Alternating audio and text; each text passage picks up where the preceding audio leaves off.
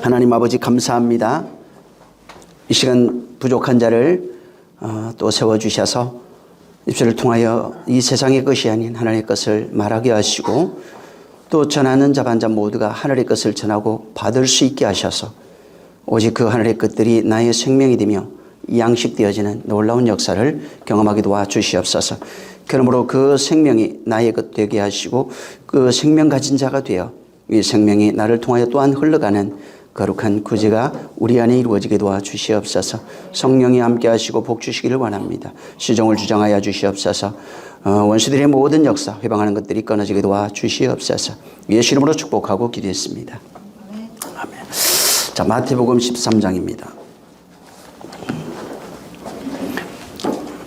31절부터 35절을 읽으시고 건너뛰어서 44절부터 52절을 읽습니다. 자, 시작. 또 비유를 베풀어 가라사 때 천국은 마치 사람이 자기 밭에 갖다 심은 겨자씨 하나를 같으니 이는 모든 씨보다 작은 것이로되 자란 후에는 나물보다 커서 나무가 되매 궁중의 새들이 와서 그 가지에 기대니라. 또 비유를 말씀하시되 천국은 마치 여자가 가르 과 같으니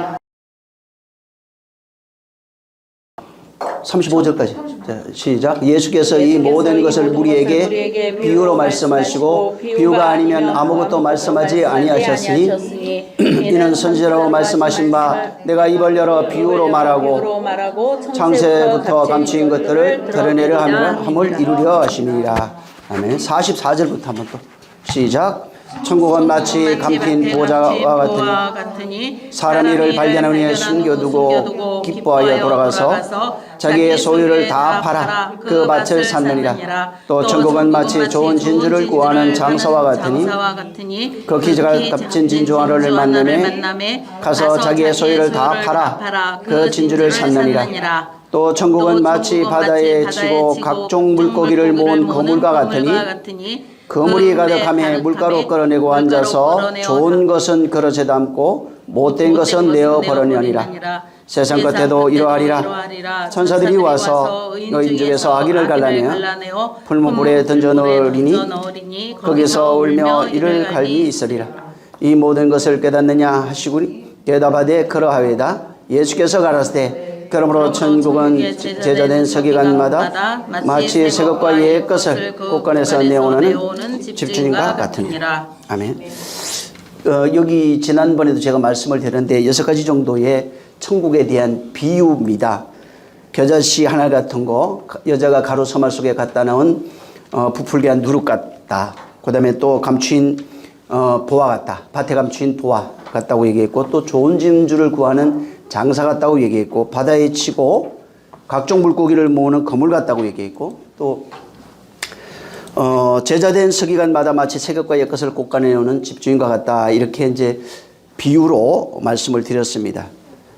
지난번에 말씀드린 것처럼 예수님이 천국을 전하는 방식, 예수님이 지금 생명을 전달하는 방식이 비유입니다.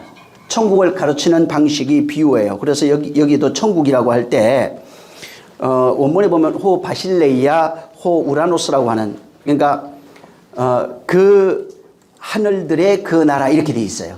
천국이라고, 우리는 그냥 천국 이렇게 번역이 돼 있는데 원문은 그 하늘들의 그 나라 이렇게 돼 있고, 이 하늘이라고 하는 단어가 이제 우라노스입니다. 이 우라노스라고 하는 단어는 사실은 진리를 담은 성도를 상징합니다. 성경은 하늘, 저 보이는 푸른 하늘, 이게 단어는 맞아요. 그게 맞는데 성경에서 말하고 싶은 것은 진리를 담고 있는 성도를 하늘이라고 지칭합니다. 나라라고 하는 그 하늘이라고 그랬죠.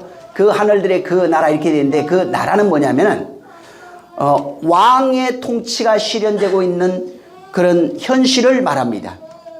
어떤 물리적인 세계 공간 이런 것도 의미가 있어요. 단어는. 그렇지만은 성경은 그것보다는 하나님의 통치가 실현되고 있는 그 현실, 그 땅이란 뜻이에요. 그러니까 하나님의 통치가 실현되고 있으면 그 나라가 됩니다.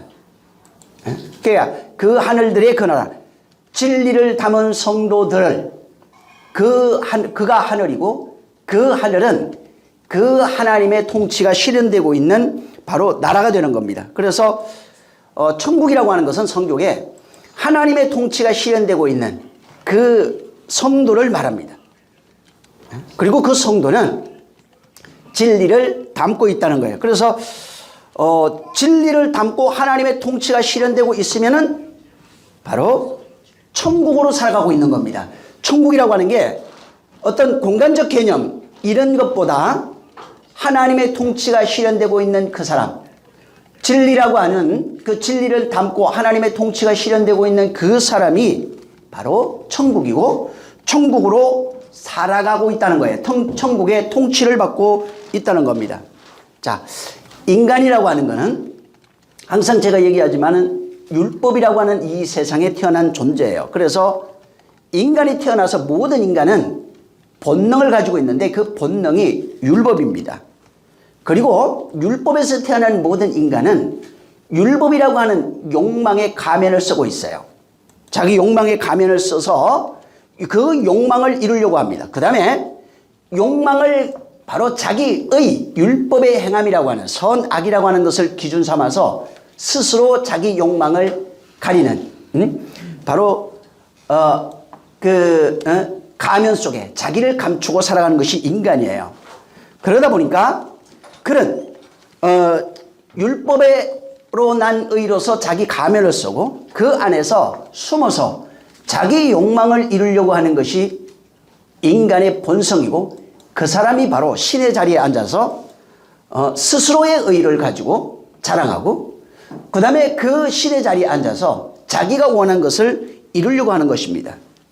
복음이 뭐냐면은 율법에서 태어나 그렇게 신의 자리에 앉아서 자기 욕망을 이루기 위하여 가면을 쓰고 자기 의의 가면을 쓰고 살아가고 있는 그 사람의 모든 자리를 파괴하는 게 복음이에요.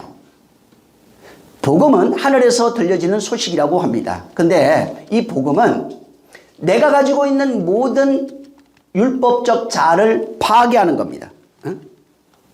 율법적 자아가 파괴되는 게 바로 복음이에요. 나라고 하는 것, 나라고 하는 그 존재가 있어요. 나라고 하는 것이 나를 규정하는 것이 뭐냐면은 나라고 하는 것을 규정하는 것은 내가 아니고 다른 사람에 의해서 내가 규정이 돼요. 저 사람이 어떤 사람이라고 이렇게. 만약에 다른 사람이 없고 내 혼자 있다면은 나라고 하는 존재가 규정할 수가 없어요. 그냥 존재하는 것 뿐입니다. 근데 다른 존재가 있을 때 나라고 하는 것이 바로 존재되고 규정되는 겁니다. 저 사람 누구누구라고 하는 것이 규정이 되는 거예요. 그래서 모든 사람은 자기가 원튼 원치 아니하든 다른 사람에 의해서 나라고 하는 것이 규정받게 돼 있고 그 규정 속에서 나라고 하는 그 자아가 율법적 자아로 살아가는 율법적 자아를 가지고 살아가는 그런 존재로 세상을 살아가는 겁니다. 자, 지구상에 있는 모든 생물들이 있어요. 그 동물도 있고 모든 그런 그 생물들 뭐 짐승도 있고 많이 있을 거예요. 근데 이 생물들은 본능이 있어요. 인간하고 좀 다릅니다. 모든 생물, 그러니까 짐승을 포함한 동물 모든 것들은 본능을 따라서 살아가면 행복해져요. 근데 인간은 본능을 따라 살아가면 행복해지질 않아요. 모든 지구상에 있는 것들이 본능을 따라가면 행복해질 수 있지만 인간은 행복해질 수 없는 이유가 뭐냐면 율법적 자아 때문에 그런 겁니다. 율법적 자아 때문에 신의 자리에 앉아있는 그 인간, 욕망을 이루기 위해서 바로 가면을 쓰고 있는 그 인간은 끊임없이 나를 중심으로 한 타자를 경계하게 돼 있고 또 그 다른 사람을 이용할 수밖에 없는 겁니다. 내가 스스로 있을 때는 신이라고 할지라도 다른 사람이 없으면 신의 자리에 있을 수 없어요. 인간론적으로 인간의 존재론이라고 그러죠. 인간의 존재론적으로 보면은 예수 믿는 사람과 그 다음에 믿지 않는 사람 차이가 있어요. 인간 자체가 아까도 얘기했지만은 인간 자체는 자라고 하는 것이 있습니다. 그리고 그 자를 위하여 존재하고 있고 그 자 때문에 생존에 투쟁을 하고 있어요. 그러다 보니까 그 자를 확장하는 것이 내가 살아가는 방식입니다. 이것이 모든 인간이 가지고 있는 방식이에요. 그러다 보니까 내가 형성된 이 자를 이루기 위해서 다른 사람을 옆에 있는 사람, 가족부터 해서 모든 사람이에요. 세상에 있는 모든 사람을 나에게로 끌어당깁니다.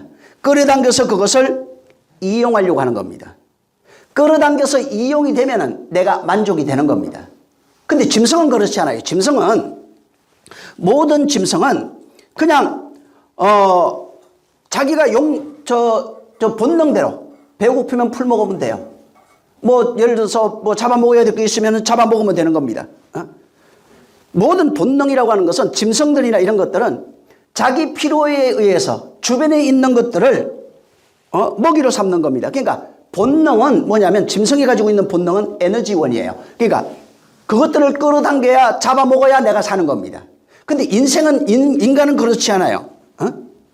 모든 생물들은 주변에 있는 풀이 됐든 뭐 생물이 됐든 이런 것들을 먹이로 끌어당겨서 자기가 존재하는 겁니다.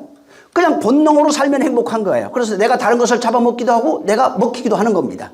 근데 인간은 사람을 잡아먹진 않아요. 인간의 자아의 욕망은 사람을 잡아먹는 것이 아니라 다른 사람의 욕망을 먹이로 이용하는 거예요.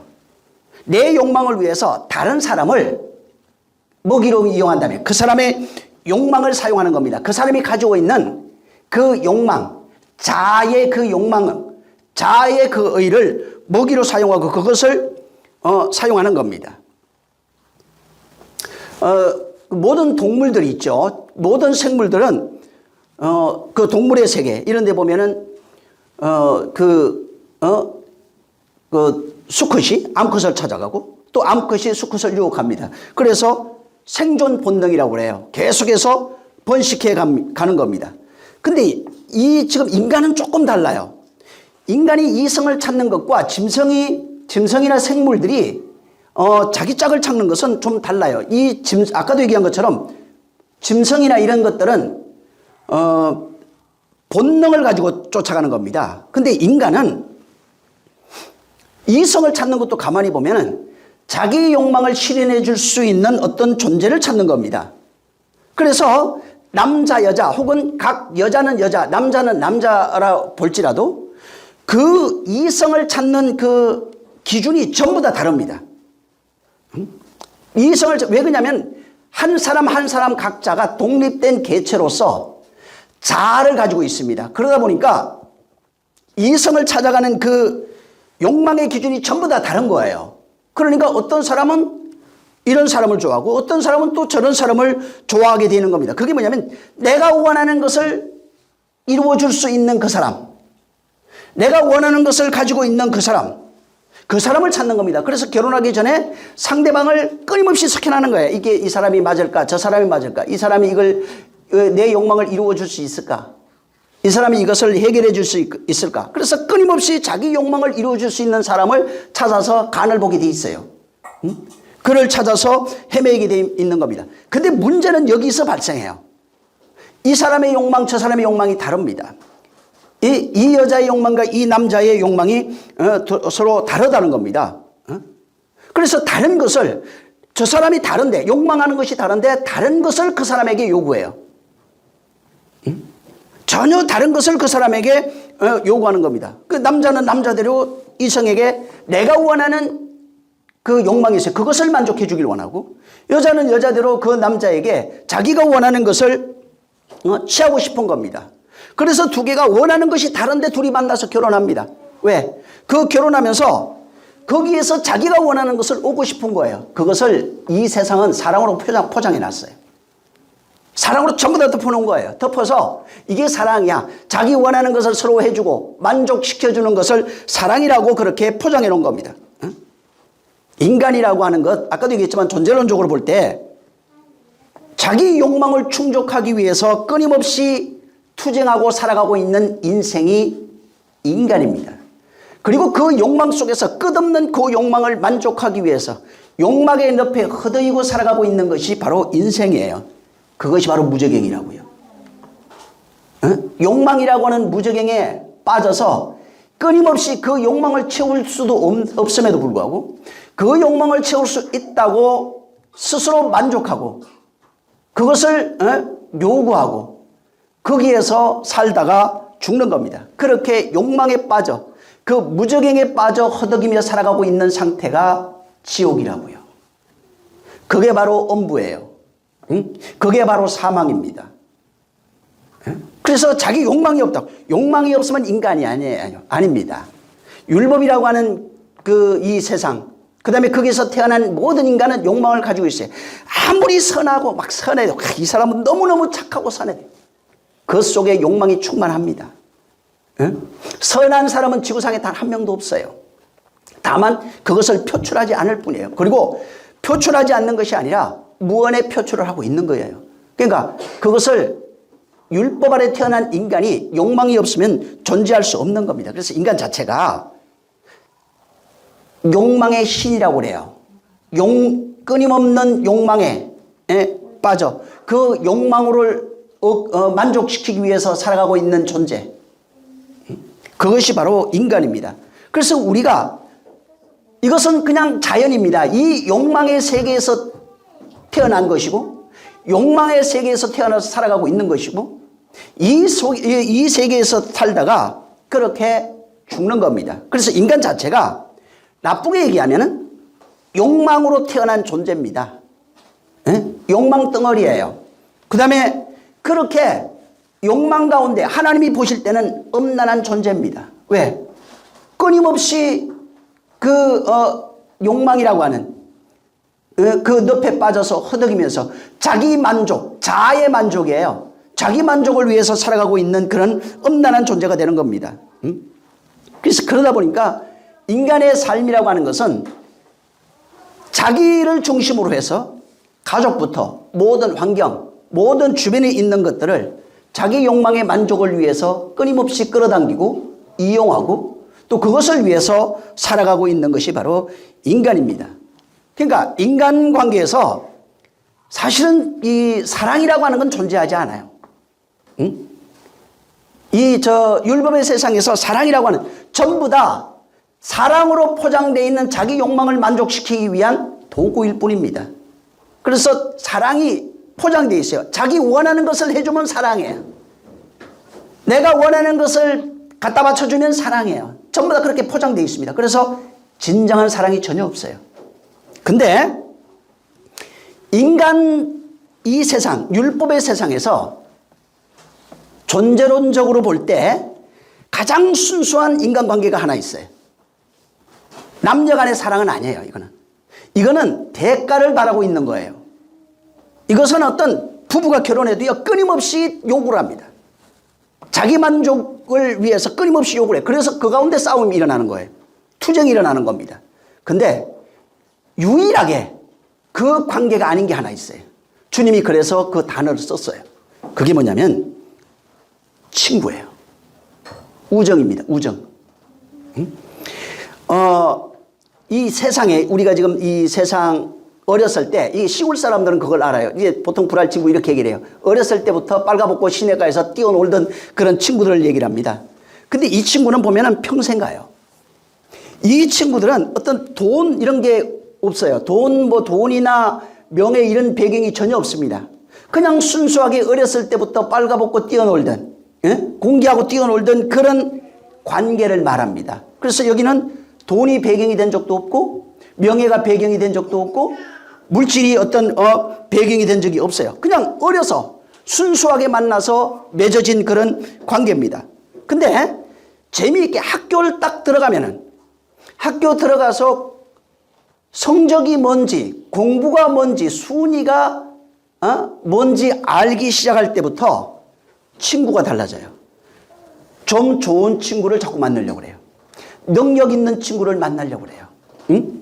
그 다음에 능력 있고 돈이 있으면은 내가 만약에 그런 능력 있고 돈이 있으면 다른 친구들한테 대접을 받아요.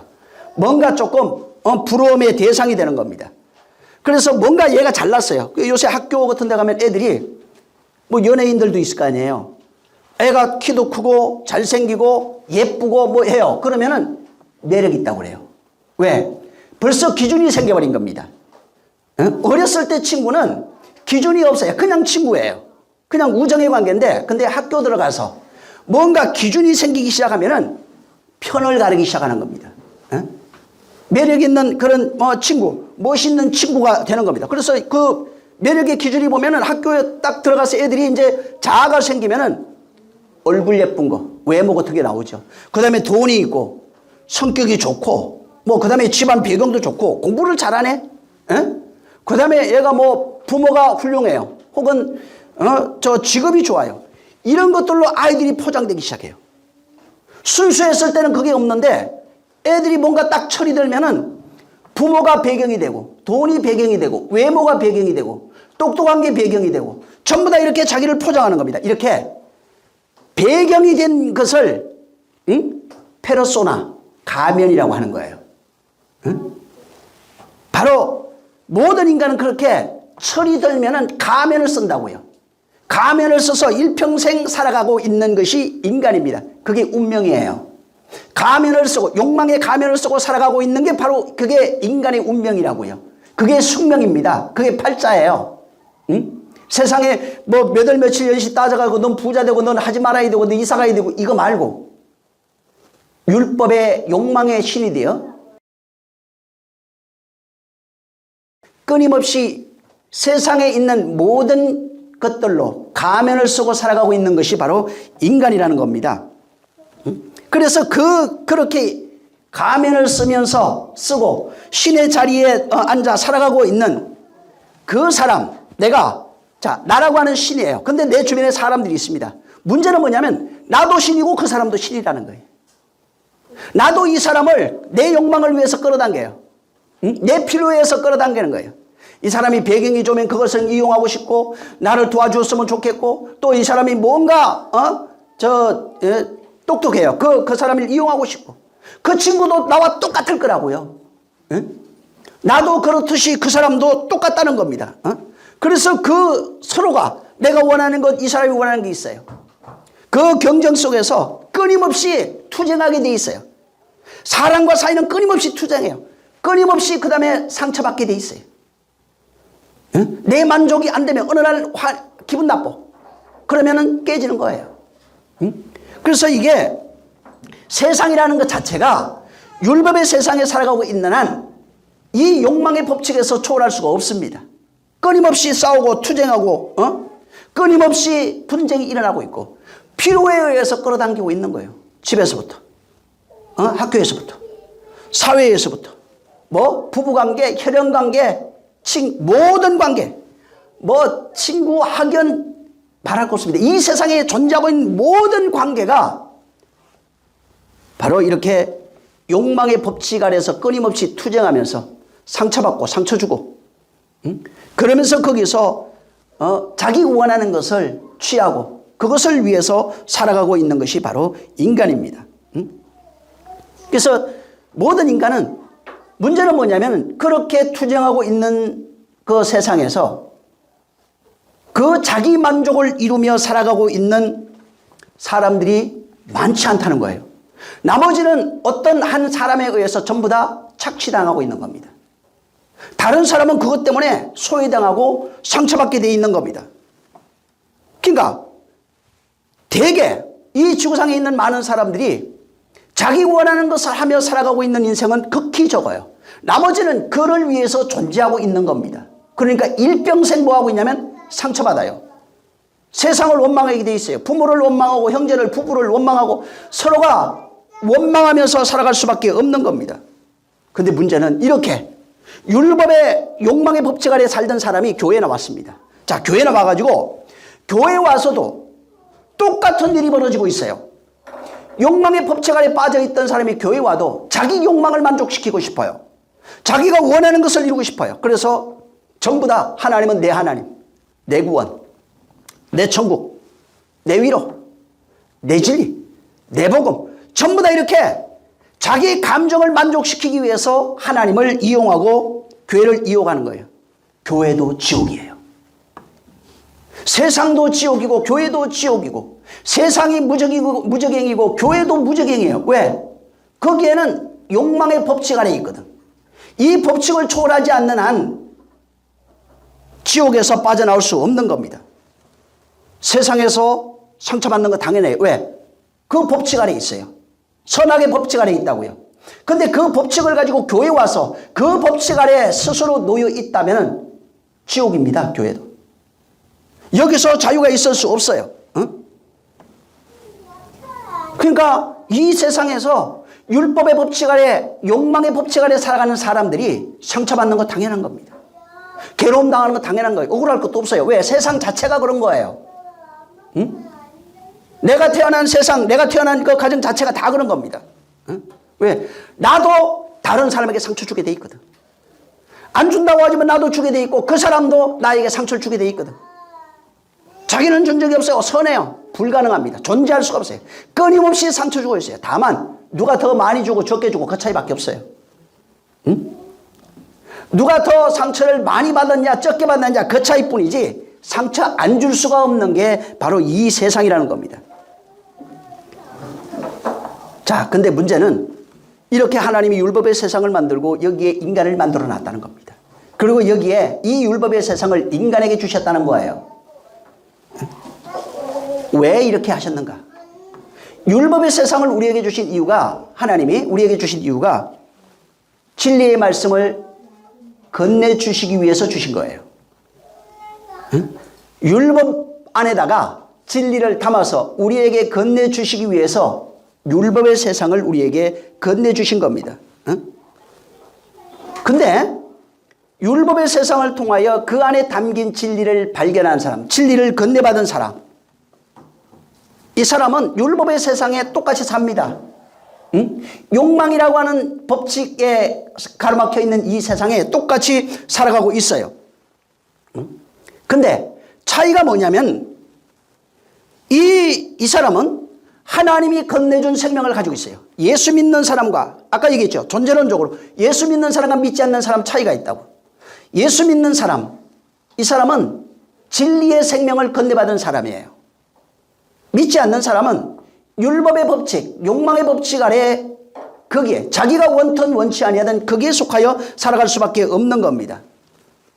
그러나 진리에 속해서 진리의 생명을 건네받은 사람은 진리의 생명의 법칙 아래, 죄와 사망의 법에서 생명과 성령의 법이 너를 해방했다고 합니다. 그러니까 생명과 성령의 법칙 아래로 옮겨진 상태입니다. 자, 그러면 생명과 성령의 법칙 아래 생명을 건네받은 자, 진리를 건네받은 그것을 성경은 그 상태, 진리를 건네받아 생명된 자의 상태를 진리, 생명, 은혜, 구속, 구원, 자유, 안식, 평안, 구원, 천국, 여러 가지 표현으로 그것을 설명하고 그것을 말하고 있는 겁니다. 문제는 뭐냐면 이것을 건네받은 자, 하늘의 생명을 건네받은 자는 성도라고 얘기한다는 거예요. 이 세상에서 하늘의 생명을 건네받은 자만을 성도라고 말하는 겁니다. 그리고 하나님은 모든 이 세상에 있는 율법의 욕망에 속하여 자아의 욕망에 속하여 살아가고 있는 사람에게 이 하늘의 생명을 건네줬다는 겁니다. 문제는 나에게만 건네준 것이 아니라 다른 사람에게도 건네줬다는 것입니다. 다른 사람. 근데 건네받은 사람은 자유한 자라고 그래요. 그것을 가지고 있는 사람, 자기가 알아야 됩니다. 그것을 알고 있으면 그 가지고 있는 것을 알면, 생명을 가지고 있는 것을 알면 자유자입니다. 안식이라고 합니다. 그것을 알지 못하면 비자유자예요. 안식이 없는 자입니다. 여전히 자기의 욕망 아래 살아가는 겁니다. 그래서 교회 와서도 기도할 때 보면 전부 다 자기 욕망을 이루려고 그래요. 하나님 앞에 와서 하나님을 이용해서 자기의 욕망을 이루려고 하는 겁니다. 자, 근데 이 진리를 건네받은, 하나님의 생명을 건네받은 자가 그 건네받은, 하나님으로부터 내가 건네받았어요. 하나님으로부터 건네받은 그 관계가 교제예요. 하나님과 내가 교제한 겁니다. 하나님과 내가 만남이에요. 그걸 또한 예배라고 합니다. 하나님과 내가 만났어요. 그리고 이제 내가 그 생명을 담은 자가 된 겁니다. 자, 문제는 이제 내가 하나님의 진리를 담은 이 생명을, 진리를, 이것을 이웃에게 소통하며 나누어주는 것을 교제라고 해요. 하나님으로부터 건네받은 생명을 이웃에게 전달하는 것을 성경은 교제라고 하는 겁니다. 그래서 하나님의 마음이 내 마음이고 내 마음이 네 마음이라고 그러죠. 하나님의 마음이 내 안에 전달된 것을 생명이라고 그래요. 팔복은 하나님의 마음을 담고 있다고 합니다. 자, 그 팔복이 우리에게 전달되면은 하나님의 마음이 내 마음이고 내 마음이 하나님의 마음이야. 그걸 이신전심이라고 그러죠. 자, 하나님의 마음이 내 마음이고 내가 하나님의 마음이 된 겁니다. 자, 그런 상태가 복음을 가진 상태예요. 하나님의 마음을 가진 상태가 진리라고 그래요. 그걸 생명이라고 합니다. 진짜 복음은 이신전심이 있어야 돼요. 하나님의 마음을 담는 게 진짜 복음이라고요. 내가 그 마음으로 살아가는 게 진짜 복음이에요.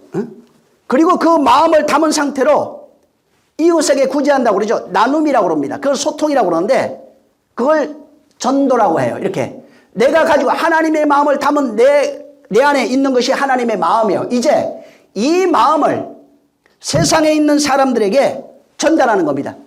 그 전달하는 방식을 구제라고 합니다. 전도라고 합니다. 그걸 기도라고 합니다. 교제라고 합니다. 단 나눌 때 반드시 하나님께서 내게 전달하신 그 생명이 있어야 되는 겁니다. 그 생명을 가지고 바로 나누는 겁니다. 이렇게 하나님의 마음을 가지고 내가 그 마음을 전달해서 그가 이신전심, 나와 같이 똑같은 이신전심의 마음이 되면 친구라고 그래요. 그래서 친구는 아무 조건이 없어요.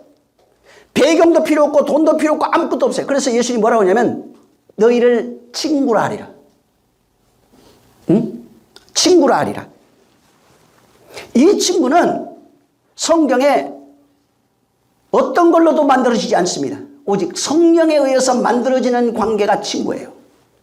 이신전심 하나님의 마음이 내 마음, 내 마음이 하나님의 마음이 되는 그 관계를 친구라고 그래요. 이것은 인간적으로 그냥 내가 좀 아니까 저 친구예요. 이런 정도를 얘기를 하는 게 아닙니다. 아무것도 바라지 아니하고 아무 대가 없이 그저 내가 가지고 있는 것을 주님이 그래서 우리에게 나눠주신 거예요. 하나님의 마음이 내 마음, 내 마음이 하나님 마음 되게 그가 우리를 그렇게 만들어 주신 거예요. 그걸 친구라고 그래요. 이렇게 성령에 의해서 친구가 된 그런 상태를 바울은 교회라고 말했어요. 그래서 교회의 본질이 하나님의 마음을 담은, 성령에 의해서 하나님의 마음을 담은 그 사람들을 바로 교회라고 말하는 겁니다. 이렇게 하나님의 마음이 된 자를 천국이라고 합니다. 하나님의 마음을 가지고 있는 자를 천국이라고 그래요. 그래서 그 천국, 하나님의 마음을 담은 자가 되면 하나님의 통치가 실현되고 있는 하나님의 나라라고 말합니다. 그 하나님의 나라는 오직 하나님의 주신 것으로만 교제하게 돼 있어요. 하나님의 주신 것을 나누게 돼 있어요. 그것을 진리의 교제라고 하고 생명의 교제라고 하는 겁니다. 그리고 교회에서 배우는 것은 오직 하나님께서 우리에게 건네주신 그것을 배우고 그것을 나누고 그것으로 교제하게 돼 있는 거예요. 그 상태가 천국이라고요. 그러니까 하나님의 것을 나눌 수 없는 상태라면 천국이 아니에요. 하나님의 것을 담지 못했다면 천국이 아니에요. 오직 하나님의 것을 우리에게 주셔서 그것을 담고 그것을 나누고 있는 그런 상태가 돼야 돼요. 그러니까 하나님의 마음을 모르면 사실은 아직도 교회라고 하긴 어려운 거예요.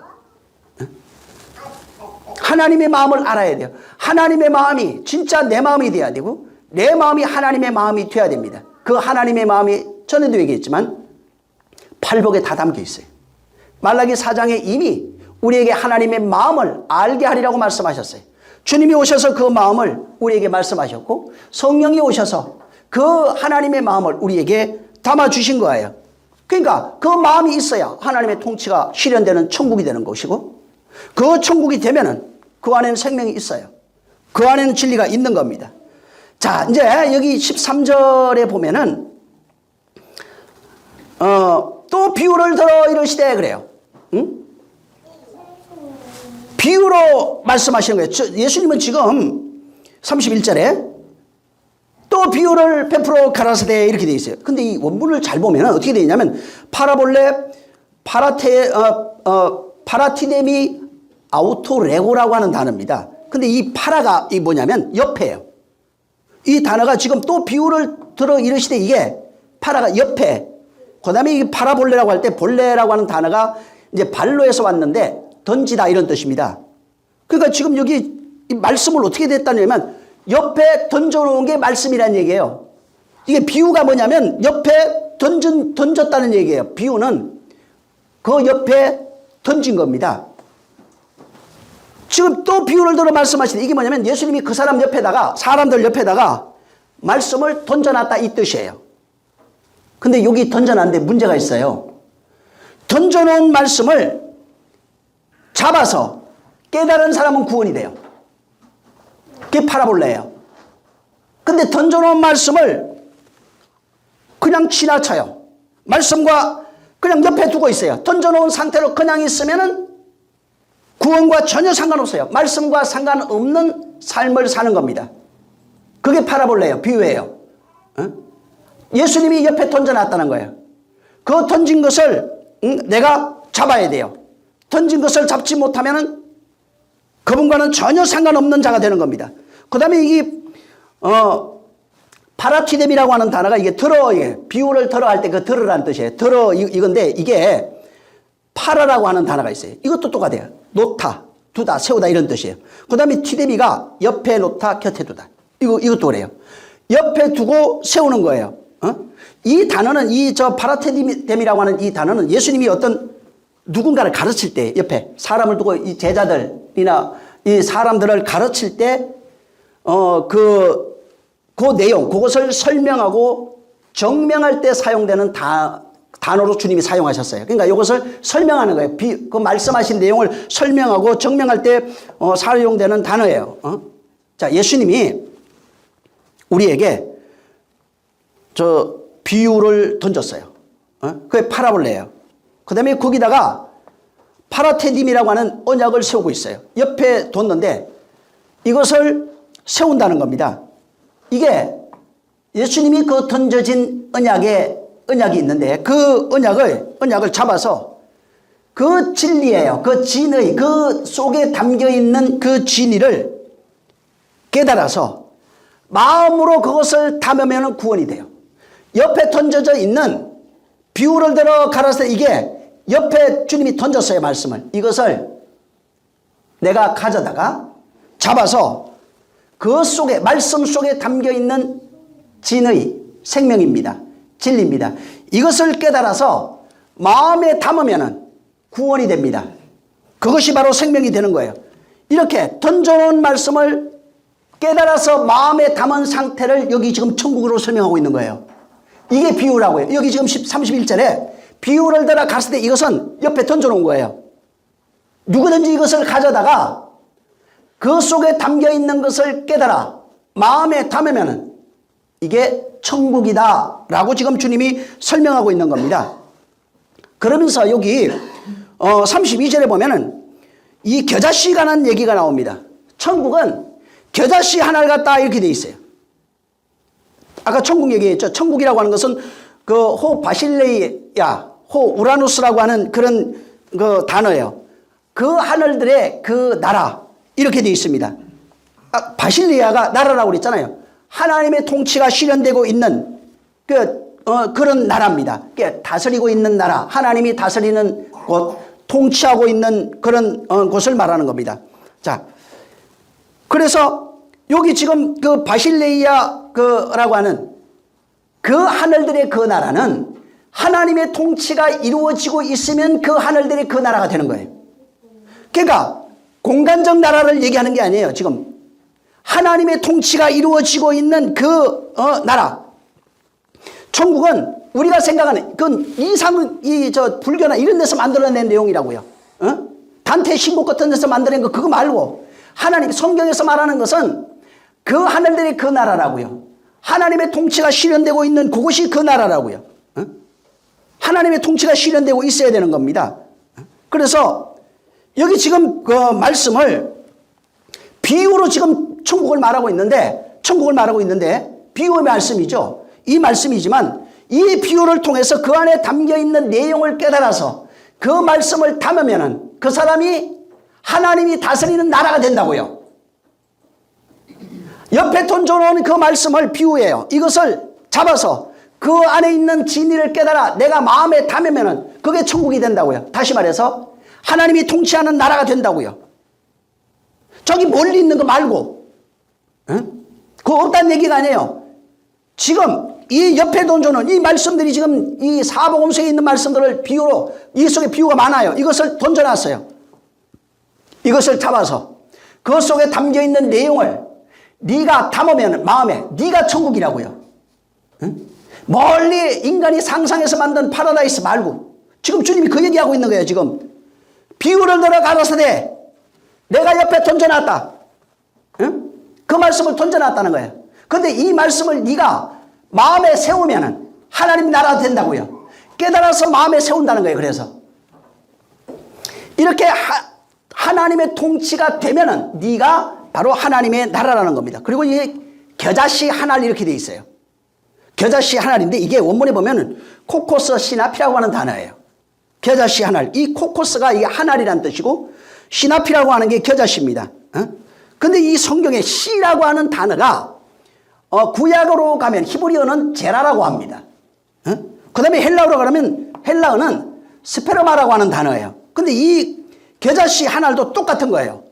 이 제라, 씨라고 하는 이 단어들이 전부 다 그 상징적 의미를 가지고 있어요. 씨에는 뭐를 얘기를 하면 생명을 말하고 있는 겁니다. 생명. 그래서 씨가 보면은 창세기 나오는데 씨가 떨어져요. 씨가 떨어져서 반드시 죽으면 많은 열매 맺는다는 겁니다. 근데 그 씨가 무슨 씨냐 이 말이. 생명의 씨라는 거예요. 그 씨가 있어야 많은 열매 맺어요. 근데 그 생명의 씨는 하늘로부터 오는 겁니다.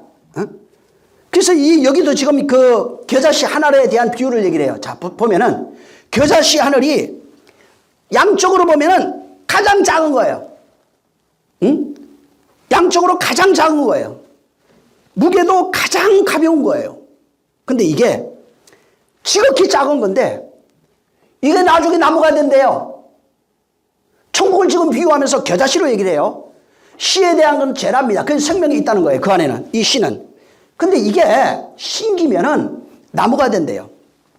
응? 그리고 그 안에 많은 것들이 깃들어요.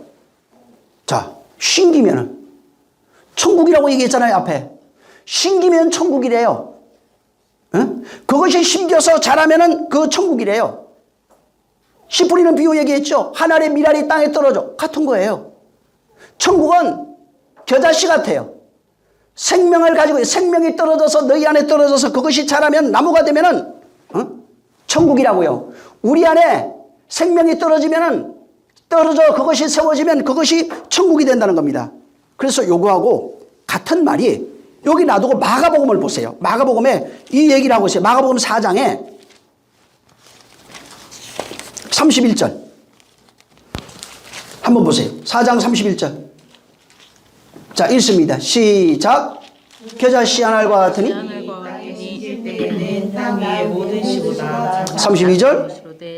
심긴 후에는 자라서 모든 나물보다 커지며 큰 가지를 내니 공중의 새들이 그 그늘에 깃들일 만큼 되느니라. 예. 겨자씨 하늘이 땅에 지극히 작은 건데 지극히 작아요. 모든 씨보다 제일 작아요. 근데 심긴 후에는 풀보다 커지고 나무가 된대요. 공중에 새들이 와서 깃든대요. 이 똑같은 말이 또 누가복음 13장 19절에 있어요. 거기 보면은 사람이 마치 자기 채소밭에 갖다 심은 겨자씨 하늘 같으니 자라 나무가 되어 공중의 새들이 와서 그 가지에 깃드느니라.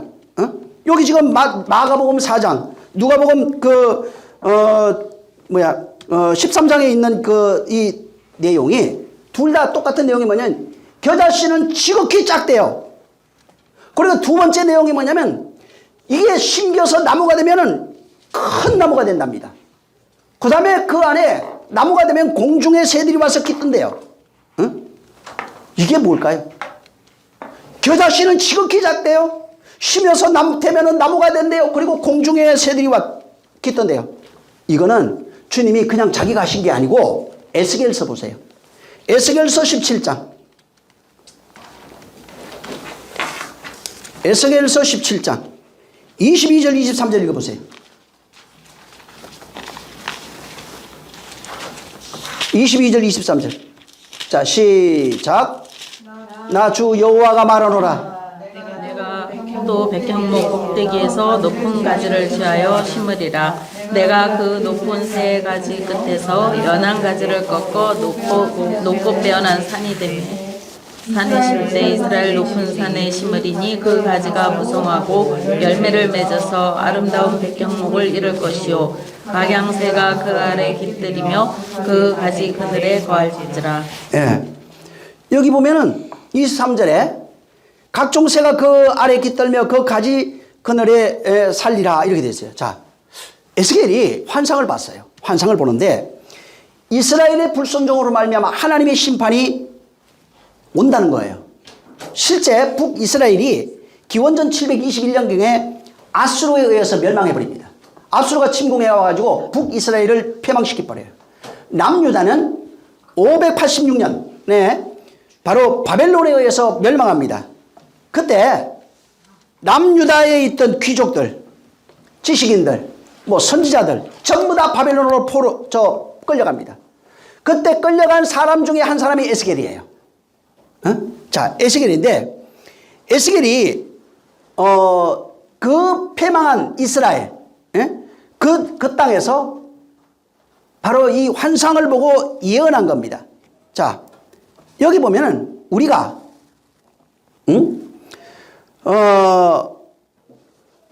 에스겔 그서 내용 그 보면 전부 다 우리가 하나님 앞에 범죄하는 바람에 우리가 이방인의 하나님께서 우리를 이방인의 손에 넘겼다는 겁니다. 그래서 우리가 범죄해서 하나님이 우리를 이방인의 손에 넘겼는데 때가 찰 때까지 이곳에서 우리가 회개하고 있으면 하나님이 이곳에서 회개하면서 하나님의 회복을 기다리고 있어야 된다라고 얘기하는 게 에스겔의 내용이에요. 하나님이 우리를 바로 우리가 죄를 범해서 우리를 바벨론에 넘겼고 그 바람에 우리는 바벨론의 포로로 와 있다. 근데 이게 하나님의 뜻이다. 그리고 여기서 우리가 회개하면서 하나님이 우리를 회복시킬 때까지는 여기서 기다려야 된다 이렇게 얘기했습니다. 근데 또 한 사람이 있어요. 여기 다니엘이라는 사람이 하나 있어요. 이 다니엘이라는 사람은 똑같은 얘기 지금 22절 23절 있잖아요. 요 같은 비슷한 얘기를 다니엘서 4장 12절에 했는데 그 잎사귀는 아름답고 그 열매는 많아서 만민이 먹을 것이 될 만하고 들짐승이 그 그늘에 있으며 공중에 나는 새는 그 가지에 깃들고 육체가 가진 모든 것이 거기에서 먹을 것을 얻으리라. 자, 이렇게 얘기합니다. 자, 다니엘이 들짐승과 공중의 새가 나무에 깃든대요. 예수님은 이 다니엘과 지금 그 에스겔의 한 얘기를 이 지금 마태복음, 누가복음에 얘기했어요. 자, 근데 다니엘 같은 사람은 바벨론 1차 침공 때 포로로 끌려간 사람이에요. 에스겔은 바벨론 2차 침공 때 포로로 끌려간 사람입니다. 자, 근데 이들이 공통점이 지금 그 나무가 자라서 그 나무에 저 들짐승이나 공중의 새가 거기에 깃들고 육체를 가진 모든 것들이 거기에서 난 것들을 먹는다고 말합니다. 하나님이 이 복음 보세요. 하나님이 꺾으신 가지가 있어요. 그 가지예요. 근데 그 또 심으신 가지 이렇게 나와요. 자, 여기에 이것이 새로운 가지가 나온다는 거예요. 꺾어진 가지에서는 새로운 가지가 나와요. 이 예수를 얘기를 하겠죠. 또 심겨진 거기에서 싹이 나와요. 또 그리고 싹이 나와서 이게 자랍니다. 자라서 나무가 되면은 무성해져요. 그 다음에 거기에 열매가 달린다는 겁니다. 그러면 거기에 공중의 새들이 와서 깃들고 거기에 살게 되고 그 밑에 짐승들이 와서 그것으로 먹으며 살리라 이렇게 말하고 있는 겁니다. 자, 씨가 예수님이 지금 이 비유로 씨를 얘기를 하는데 씨가 지극히 작은 거예요. 근데 이 씨가 너희 안에 또 이 생명인데 이것이 이 비유로 되어 있어요. 구약에 있는 것들은. 여기도 지금 비유로 말하고 있어요. 본문에도. 씨가 이 천국 씨입니다. 생명이라고 하는 씨예요. 이 씨가 너희 안에 떨어져서 자라면은 하나님 나라가 된대요. 하나님 나라가 되면은 그 안에는 생명의 열매가 맺혀요. 그 안에는 잎으로 무성하고 생명의 열매로 무성한 자가 됩니다.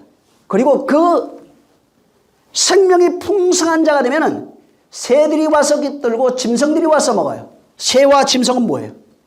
이방인들입니다. 이방이니까 이스라엘 밖에 있는 사람 이런 뜻이 아니에요. 바로 율법 아래 살아가고 있는 존재들을 말하는 겁니다. 네가 천국이 되면은 네 그늘 속에 많은 사람들이 와서 깃들게 된다는 겁니다. 네 것으로 먹게 되어 있다는 게 아니라 구제를 얘기를 해요. 너로 말미암아 흘러나는 생명을 그들이 먹게 된다는 겁니다. 공중의 새들이 와서 네 것을 먹게 돼 있고 짐승들이 와서 네 열매로 바로 살게 되어 있다는 것을 말하고 있다는 겁니다. 그래서 이게 천국되어진 그 현실, 생명을 가져 천국되어진 현실이 되면은 네가 그렇게 된다는 겁니다. 네가 하나님 나라가 되어서 많은 것들이 그에게 깃든다 이렇게 되어 있어요. 그래서 여기 본문에도 나무에 공중의 새들이 깃든다 이렇게 되어 있어요. 이 깃든다는 단어가 카타스케노라고 하는 단어인데 이게 살다, 거주하다, 장막을 치다 이런 뜻이에요. 근데 이 스케네오라고 하는 이 단어는 이 두 단어는 이 합쳐져 있는 건데 이 카타하고 요한복음 1장 14절에 말씀이 육신되어 우리 가운데 거하심에 할 때 거하심에라고 하는 단어로 쓰여져 있어요. 그러니까 실제 거하는 내용, 하나 되어 있는 상태가 바로 이 스케노라고 하는 단어예요. 그러니까 내가 하나님 나라가 되면은 함께 거주하고 있다는 거예요. 주님이 나와 함께 하고 있는 거예요. 그분이 하나님의 나라예요. 내가 그 안에 함께 거주하고 있어요. 그걸 교회라고 설명했어요.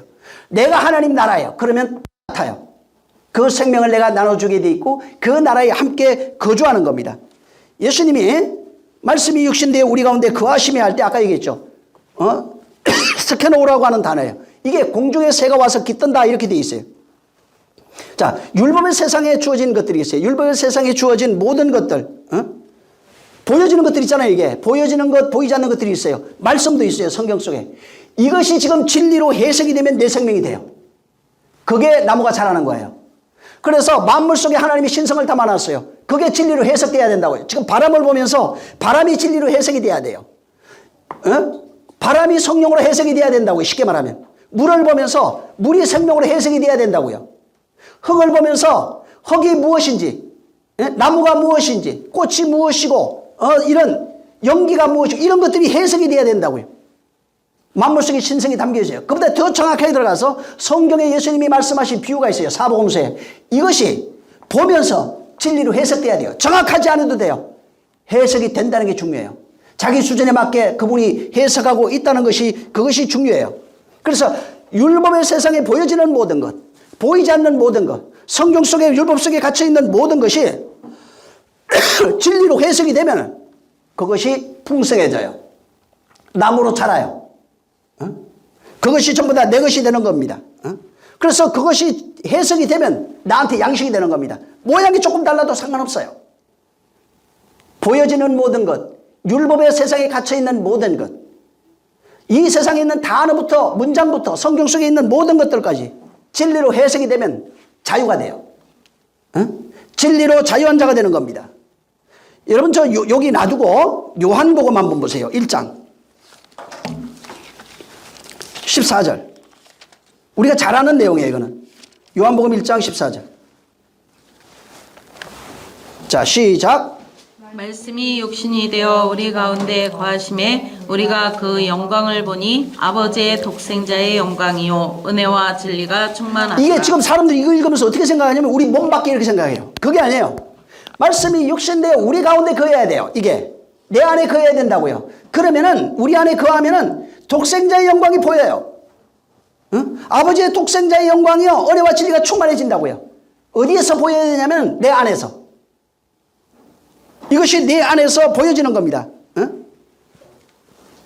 그래서 이 천국이라고 하는 게 말씀이 육신되어 우리 안에 거할 때 나타나는 풍요와 안식이 천국이에요. 거해야 된다고요. 저기 거하는 게 아니라 우리 안에 이것이 거해야 돼요. 그래서 우리 안에 거해서 거로 풍성해지면 은혜와 진리가 풍성한 거예요. 우리 안에 거하지 않으면 은혜와 진리가 풍성한 게 아니에요. 몸 밖에 있는 것은 은혜와 진리가 아무 상관없는 거예요. 그거는 내 안에 그분이 거하면, 말씀이 육신되어 오신 이가 우리 안에 거하면 은혜와 진리가 내 안에 풍성해지는 겁니다.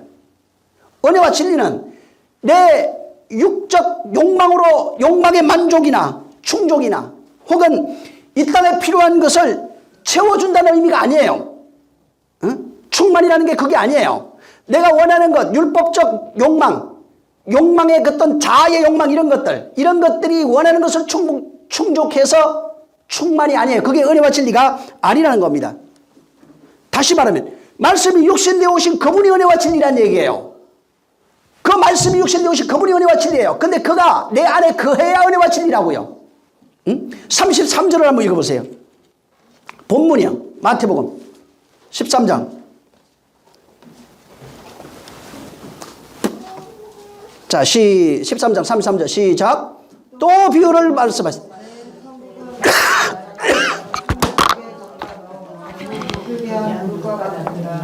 예. 이 천국은 여자가 가루 소말 속에 갖다 나오고 전부 부풀게 한 누룩 같다고 말합니다. 천국이 누룩이래요. 여기 지금 누룩으로 여기는 비유. 아까 거기는 겨자씨로 비유했죠. 여기 누룩이에요. 근데 여자가 분명히 여자가 서말 속에, 서말이에요. 서말 속에 꼭 5말 해도 되는데 서말로 해놨어요. 서말 속에 가루 속에 부풀게 한 누룩 같다 이렇게 되어 있어요. 누룩이란 단어가 쥐매입니다. 이 쥐매가 쥐매 동생이 쥐모라고 하는 거예요. 뜻이 뭐냐면 발효시키다 이런 뜻이에요. 이게 있으면 뭐가 발효가 된다는 겁니다. 그래서 이 성경을 보면은 누룩이라는 게 많이 나오는데 두 가지 의미를 다 갖고 있어요. 부정적인 의미와 긍정적인 의미를 다 갖고 있어요.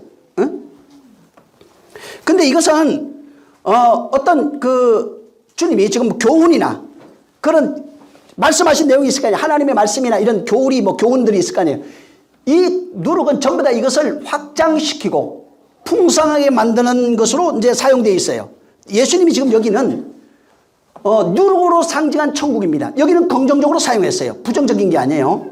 자, 사용했는데 이거는 여기 잘 보면 이게 누룩은 눈으로 보이는 내용이 아니에요. 이거는 천국을 누룩으로 얘기하면서 이건 눈으로 보거나 겉으로 보여질 때 뭐 확장되고 성장되는 이런 의미로 쓴 게 아니에요.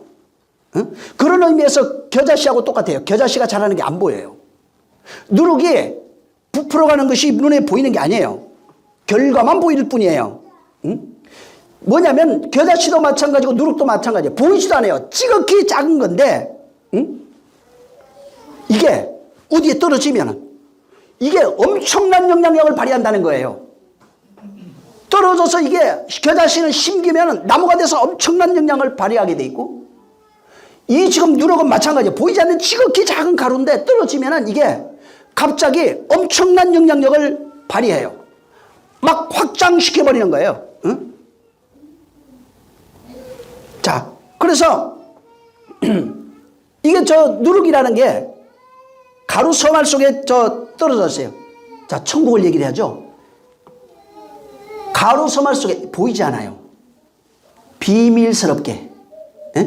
볼 수가 없어요. 감춰져 있어요. 천국이 감춰져 있대요. 근데 그 안에서 뭔지 모르지만은 계속 부풀어 오르고 있어요. 확장되고 있어요. 뭐냐면 천국이 그렇게 아무도 모르게 그 속에서 겉으로 보이는 건 그냥 밀가루예요. 근데 얘가 발효하듯이 막 확장시켜요. 그 나라를 확장해 가고 있는 거예요. 생명이 그와 같다는 겁니다. 천국이 그와 같다 이거예요. 비밀스럽게 우리 안에 떨어지면은 아무도 모르게 그 안에서 끊임없이 엄밀하게 끊임없이 확장하고 있다는 겁니다. 이해하시겠어요? 그걸 천국이 그러다. 너희 안에 천국의 생명된 자, 서기관 똑같은 거예요. 그 생명이 너희 안에 떨어지면은 그게 누룩이에요. 천국을 누룩으로 얘기해요. 천국이 너희 안에 있으면 그 천국은 엄밀하게 확장하는 거야. 어마어마하게 확장해 가는 거야. 풍성해지는 거야 라고 말하고 있는 겁니다. 천국이란 겨자씨가 너희에게 떨어지면 이것이 어마어마하게 큰 나무가 될 거야. 그리고 큰 나무가 돼서 잎이 되고 너희가 그 천국은 너희 안에 심겨지면 그것은 거기에서 열매가 맺혀. 그러면 공중에 새들도 오고 짐승들도 와서 먹고 마시게 될 거야 라고 말하고 있는 겁니다. 응? 지극히 작은 거예요. 보이지도 않아요. 아주 작고 비밀스럽지만 거대한 힘을 발휘하는 게 하나님의 나라다. 네가 하나님의 나라가 되면은 너희 안에 하나님의 나라가 그렇게 확장될 것이다 라고 하는 것으로 말하고 있는 겁니다. 근데 여기에 여자가 넣었대요. 여자가 가루를 반죽해서 지금 여자가 넣은 거예요. 가루를 반죽해요. 먼저 이거 누룩을 넣기 전에 밀가루죠. 막 반죽해가지고 물 넣어서 만들어놔요. 그 다음에 거기다가 여자가 서말을 한 거야. 이거 서말을 해가지고 반죽을 했어요. 거기다가 떡 반죽한 거죠. 반죽하고 거기다가 누룩을 넣었대요. 이게 뭘까? 창세기 18장에 보면은 나중에 한번 보세요. 18장 내가 그냥 읽어드릴게요. 18장 1절부터 5절에 있는 내용인데 여호와께서 마무리 상수리 나무의 아래 있는 곳 아브라함에게 찾아와요. 아브라함이 그를 보고 이게 이제 여기 이유가 뭐냐면 그 소돔과 고모라 멸망시키러 가는 내용이에요. 근데 여기 찾아오는데 그걸 보고 얼른 가가지고 사람 셋이 있어요. 얼른 가서 영접하고 그를 위해서 5절에 사라를 요청해요. 사라 보고 오라고 그래가지고 고운 가루 세서아 고운 가루 세서를 가져다 반죽해서 떡을 만들어라 이렇게 얘기해요. 사라가 고운 가루 세서합니다. 꼭 세 개예요. 여기도 하나님 나라를 세 개로 설명합니다. 전부 다 거의 천국을 세 개로 설명하고 있어요. 같은 원리예요. 세사를 가져다가 떡 반죽을 해가지고 대접을 합니다. 똑같은 일이 어디에서 또 일어나냐면은 열왕기상 17장 8절에서 여러분 13절 12절까지 한번 읽어보시기 바랍니다. 엘리야가 시돈에 있는 사르밧이라고 하는 땅에 있는 거기 과부가 있어요. 굶고 있었어요. 하나님이 그를 그쪽으로 보냅니다. 그리고 거기 가서 굶고 있는데 찾아가지고 뭐라고 그러냐면 먹을 것을 만들어 오래요. 근데 그 과부가 자기가 가지고 있는 게 기름 딱 한 병 하나입니다. 기름 가루 한 움큼 기름 조금이라고 되어 있어요. 그게 가루는 조만큼이에요. 근데 여자가 뭐라고 하냐, 요걸 가지고 우리가 떡 만들어 갖고 아이하고 내가 먹고 죽으려고 했습니다. 이렇게 얘기를 해요. 근데 이걸 엘리야가 나를 위해서 작은 떡 한 개를 만들어 가져오라고 그럽니다. 16절까지 보면은 그 다음에 하나님이 그 엘리야를 통해서 그 기름을 아주 넘치게 만들어 버렸잖아요. 그리고 기름이 없어지지 않았다고 나와요. 이 사라가 가루 세사에다가 그걸 가지고 떡을 만들어서 대접합니다. 여기도 마찬가지예요. 가루 조금, 그 다음에 기름을 가지고 엘리야를 대접합니다. 자, 여자가 여기 보면 본문에 여자가 반죽하여 부풀게 한 누룩 쥐매입니다. 여기 지금 창세기 18장 열왕기상 17장에 있는 보면은 하나님이 둘 다 찾아와요. 하나님이 아브라함을 찾아갔고 하나님이 엘리야를 통해서 말해요. 하나님이 엘리야와 같이 그 여자를 찾아갑니다. 근데 여자가 두 공통점이 뭐냐면 여자가 떡을 만들어요.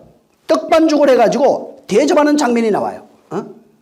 이게 뭐냐면은 바로 언약에 여호와가 찾아올 때 떡이 나오고 여호와가 찾아올 때 언약이 요때도 그 이유 읽어보면은 아들이 있으리라고 그래요.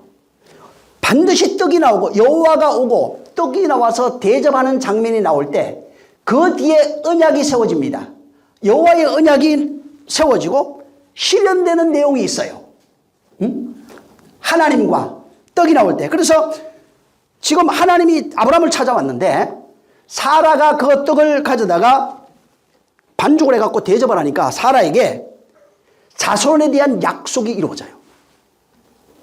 씨에 대한 약속을 그에게 주십니다.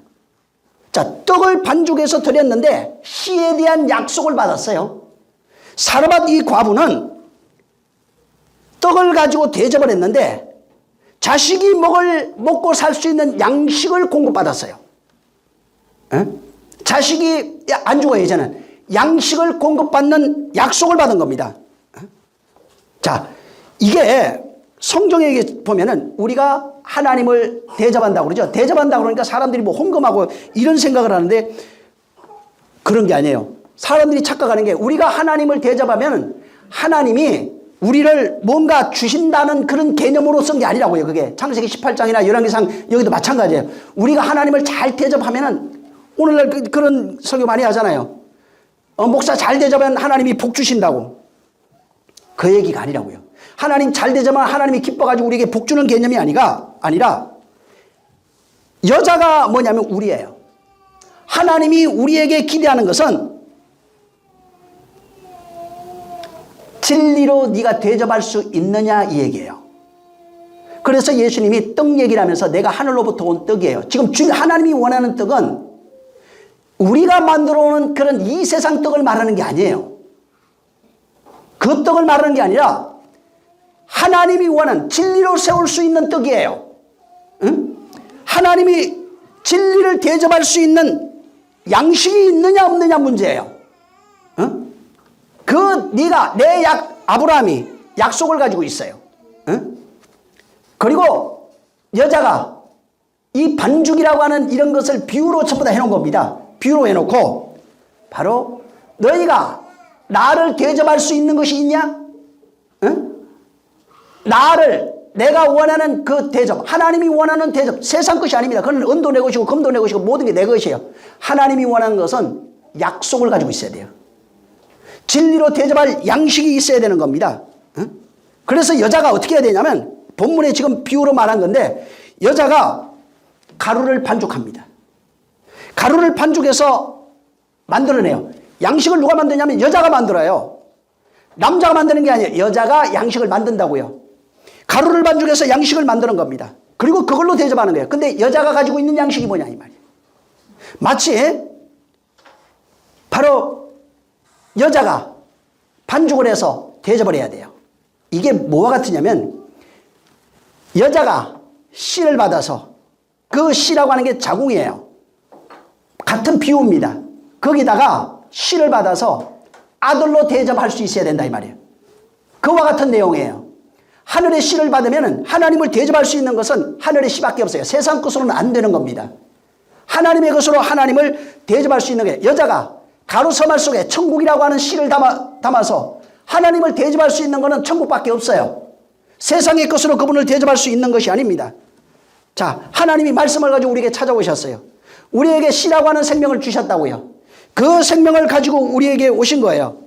여자가인 우리가 그 생명을 우리가 받아들였어요. 그 생명을 받아서 내가 그 생명이 되면 그 생명을 순종하면은 내 안에서 하나님의 양식이 나온다고요. 하나님이 원하는 양식, 하나님이 받으시는 양식이라 이 말이에요. 하나님이 받으시는 생명의 양식이 나온다 이 말입니다. 응? 하나님이 찾으시는 생명의 양식이 나오는 거예요. 그 양식으로 우리는 살아가는 존재가 되는 것이고 하나님은 그 양식을 받는 것이 되는 겁니다. 사라가 가루 세 쌀을 가지고 하나님을 섬겼어요. 떡 만들어서. 그리고 사라가 그 양식을 가지고 하나님을 섬기니까 하나님이 언약의 자손 이삭이라고 하는 그 약속을 그에게 주신 거예요. 예수라고 하는 씨를 그에게 주신 겁니다. 그 하나님이 주신 것으로 반죽해서 하나님께 여자가 드리면은 하나님은 그에게 사라에게 생명을 주신 거예요. 사렙다 가보도 마찬가지예요. 양식을 가지고 그를 대접하니까 아들이 먹을 수 있는 풍성한 양식을 그에게 주신 겁니다. 비유예요. 한 번은 예수를 주신 것이고 한 번은 성령으로 우리에게 주신 그리스도예요. 이 내용을 비유로 여기다가 담아 놓은 겁니다. 여러분 그런 얘기하죠. 예수님이 말씀이 육신되어 오셨어요. 자, 마리아에게서 낳습니다. 근데 바울은 뭐라 하면 우리가 그리스도를 낳았는데요. 자, 교회가 예수를 낳는 건지 예수가 교회를 낳은 건지 또 우리가 바로 그리스도에게서 낳은 건지 성도가 예수에게 낳는지 예수가 아니면 성도를 낳았는지 헷갈리잖아요. 성경에 보면은 예수는 마리아가 낳았어요. 그죠? 마리아가 낳았는데 잘 보세요. 잘 드세요. 마리아라고 하는 이 단어가 어디에서 오냐면 히브리어 마라에서 옵니다. 마라 샘물 아시죠? 그거예요. 마라에서 오는데 마라는 쓰다, 썸물, 쓴 이런 뜻입니다. 자, 근데 거기 보면 마라 썸물에 나무가 들어가요. 나무를 던지니까 바로 단물이 됩니다. 출애굽기 그 15장 25절 이하로 이렇게 쭉 나중에 읽어보시면 됩니다. 자, 단물이 되는데 이게 뭘 얘기해요? 근데 왜 마리아일까? 그럼 마리아라는 뜻이 뭐예요? 바짝 마르다 이런 뜻이에요. 썩물이라는 뜻입니다. 마리아는. 마리아는 썩물, 바짝 말라 생명이 없는 사람을 마리아라고 그래요. 그럼 왜 그렇게 표현했을까? 율법 아래 살아가고 있는 모든 여자, 인류를 상징하는 거예요. 마리아가 바짝 말라 있는 상태, 먹을 수 없는 물로 살아가고 있는 존재, 썩물로 사는 존재 이런 뜻이에요. 다시 말하면 율법 아래 살아가고 있는 모든 인류를 마리아로 표현해 놓은 겁니다. 자, 근데 마리아가 예수를 낳네요. 그리고 예수를 낳아서 키웁니다. 이게 마리아가 잉태해서 예수를 낳는 것까지가 성도가 경험하는 구원의 내용이에요. 다시 얘기하면은, 자, 마리아가 썩물입니다. 율법 아래 살아가고 있는 존재, 여기에 십자가가 들어와요. 예수 씨가 들어와요. 근데 씨가 들어올 때 뭐라고 얘기냐면, 주의 계집종이니 주의 뜻대로 이루어지사이다. 그 씨를 환영해야 된다고요. 이거 우리에게 일어나는 이게 얘기예요. 마리아만 얘기하는 게 아니라 썩물인 우리가 마라예요. 전부 다. 율법 아래 있는 우리가 말씀이 임할 때 주의 계집종이니 주의 뜻대로 내게 이루어지사이다 하면은 그 말씀이 잉태된다고요. 잉태돼서 자라면은 예수가 되는 거야. 하나님의 나라가 되는 겁니다. 이게 구원이라고요. 구원을 그렇게 설명한 거예요. 마라가 생명을 내는 샘물이 된 거예요. 썩물이었던 마리아가 생명을 잉태하니까 진리를 내는 샘물이 됐다고요. 그 내용을 여기에 담아놓은 겁니다. 예수 십자가의 죽음이 뭐냐면 마리아의 그 일어난 그 일을 우리 안에 그대로 재현하기 위해서 예수께서 십자가에 달려 죽은 겁니다. 그리고 그 죽고 난 이후에 부활하셔서 성령으로 똑같은 일이 마리아야 너예요. 나 마라야 우리에게 바로 주님이 내게 말씀하셨다. 네가 하나님의 아들을 잉태할 것이라고. 그래서 성령이 오셔서 복음이 던져지고 있어요. 성령이 오셔서 우리에게 그 복음을 던지고 있는데 마리아는 주의 계집종이 주의 뜻대로 이루어지사에 대해서 진리의 아들을 낳았어요. 근데 우리는 못 낳고 있는 거예요. 그 아들을 우리가 잉태해야 되는 거예요. 그래서 성령으로 믿는 자에게 잉태돼서 생명을 잉태하고 생명을 낳는 자가 되는 겁니다. 내가 그 생명을 잉태하고 생명을 출산하는 그 내용 내가 잉태했잖아요. 마리아가 잉태해서 낳았잖아요. 똑같아요. 우리에게 성령으로 말미암아 그 씨가 잉태되는 겁니다. 그리고 잉태돼서 마리아는 몸으로 낳았는데 우리가 낳는 건 뭐예요? 내 안에 있는 그 생명이 내 안에서 흘러나는 내용이에요. 그는 몸으로 낳았지만 우리는 내 안에 있는 그 생명이 내 몸 밖으로 흘러나가는 것입니다. 내 몸 밖으로 흘러나는 건 예수예요. 나는 그리스도가 됐지만은 예수님을 낳았죠. 마리아가 똑같이 내가 생명을 담아서 생명된 자가 됐어요. 천국 됐어요. 천국이 돼가지고 생명을 가진 자가 됐어요. 이제 생명을 잉태해가지고 됐어요. 근데 출산해야 돼. 출산이 뭐냐면 내가 출산하는 게 예수라고요. 그 사람들은 예수를 받아요. 내가 출산하는 게 예수예요. 마리아가 예수를 낳은 것처럼 우리가 예수를 낳는 거라고요. 그 내용을 디모데전서 2장에 말하고 있는 겁니다. 교회가 디모데전서 2장 15절에 나중에 읽어보면 그러나 여자들이 만일 정숙함으로 믿음과 사랑과 거룩함을 거하면 그의 해산함으로 구원을 얻는다. 해산해야 돼요. 그게 해산이라고요. 씨를 담아서 그 씨를 잉태하고 그 씨를 낳는 자. 너희 안에 생수의 강이 흘러나면 해산이라고요. 몸 밖으로 내 안에 것이 흘러나야 돼요. 그래서 교회가 낳는다 그러잖아요. 낳다. 예수를 낳는 겁니다. 마리아처럼 전부 다 예수를 낳는 거예요. 생물학적으로 예수 낳는다는 얘기가 아니에요. 생물학적으로 예수를 낳는 건 그게 아니라 바로 진리의 씨가 내게서 흘러나기 시작한다는 겁니다. 여러분 자식일 때 부모가 자식을 낳는 거 맞죠? 근데 부모가 되려면 자식이 있어야 돼요. 자식이 나를 엄마 아빠로 불러줘야 자식이 부모가 되는 겁니다. 여기 이 디모데전서 2장 15절에 나타나는 개념이 물리적으로 나타 이런 뜻이 아니고 이건 의미를 준다 이런 뜻이에요. 의미. 자식이 있으면은 부모가 있다 이 말입니다.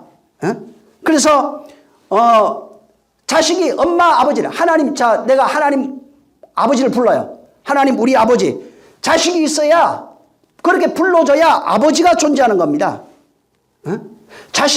부모가 먼저 자식을 낳아서 양육을 하죠. 근데 자식이 자라면은 자식이 부모를 엄마 아버지라 부르면서 복양합니다. 그 의미예요.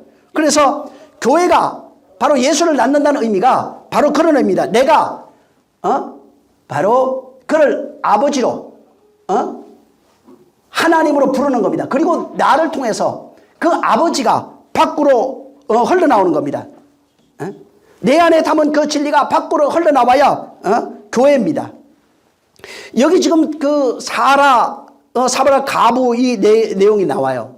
여기에 이 창세기 이것은 창세기 3장 15절에 여자가 해산하여 구원을 얻는다는 그 원시 복음이 있어요. 그 구원의 약속이 있어요.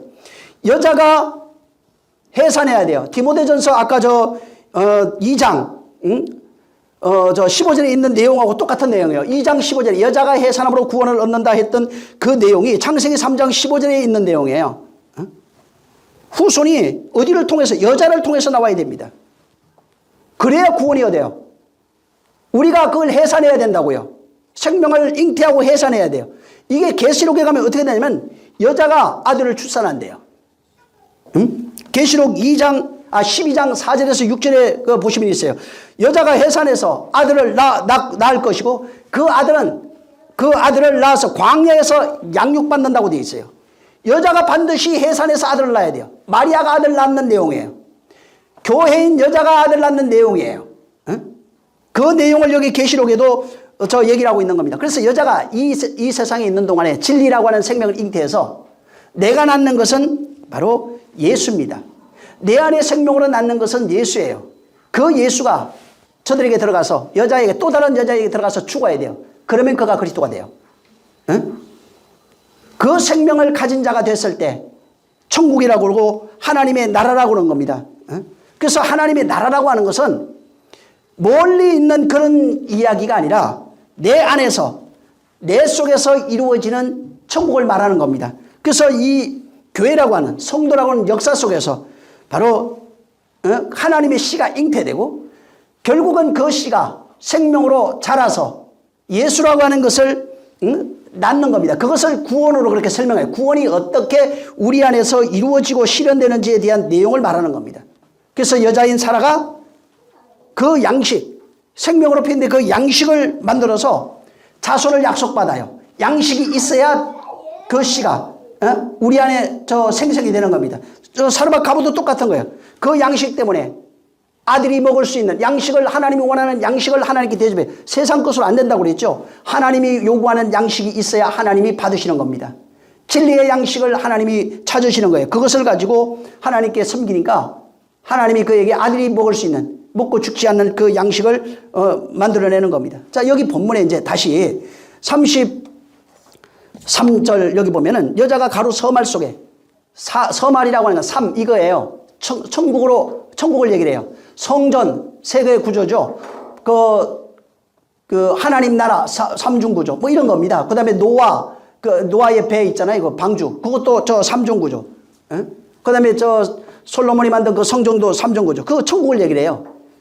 거기에 이 누룩도 마찬가지예요. 거기에 그 천국의 생명이 들어가면은 그 안에서 우리 안에서 비밀스럽게 확장되고 성장하고 한다는 그 내용을 여기에 담아놓은 겁니다.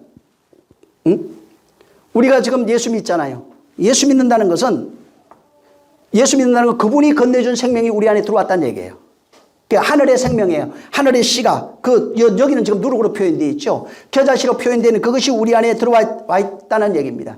그 생명이 우리 안에 들어와 있으면 어떻게 되냐면 누룩으로 표현해서 너희 안에서 그것이 확장된다는 거예요. 하나님의 나라가 너희에서 은밀하게 확장되어 간다.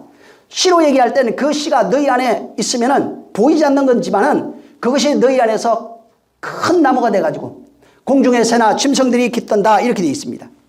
그래서 좀 이 진리라고 하는 것은 뭐냐면 여자가 가루 서말 속에 갖다 넣어서 여자가 만들어내는 거예요. 자, 씨는 들어와 있잖아요. 마리아가 만들어내는 거예요. 배 안에서 그 안에서 잉태된다, 잉태되어서 성장한다 이런 뜻입니다. 그래서 여자가 가루 서말 속에 만들어내는 하늘의 생명 양식입니다. 천국 씨를 받아서 그 안에서 만들어지는 게 천국이라고요.